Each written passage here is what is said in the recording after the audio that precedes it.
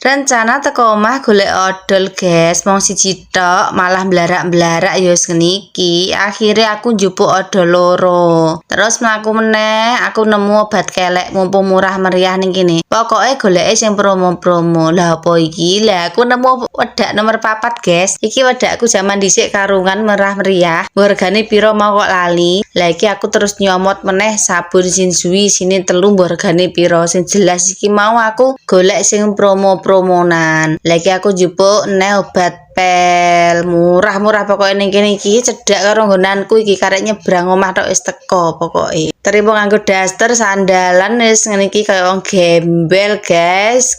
Lah iki ana promo neh pokoke cilang-cilang angger nemu sing promo ndang diangkut. Mamale meniki ya mok 6.500, guys, apa ora murah. Lah nek ning toko sebelah niki ya 9.000. Terus iki ana promo neh obat nggo ngresiki WC ya murah. Lah iki aku senengku nganggo Daiya. Mergo murah meriah ya wis cocok pokoke nganggo Daiya. Golek-golek meneh mlaku-mlaku meneh nemok pakanan kucing. Pakanan wong lho sampe lali rak tuku malah njikuk pakanan kucing loro. Lah kucingku nang omah loro ya njupukku loro. Iki ana promo sabun sampe apa? Minyak goreng Sanko. Lah iki aku golek neh perpudingan. Golek coklat cilang-cilang tak golek kok gak ono. Jebule dadak ning sebelah lah moto.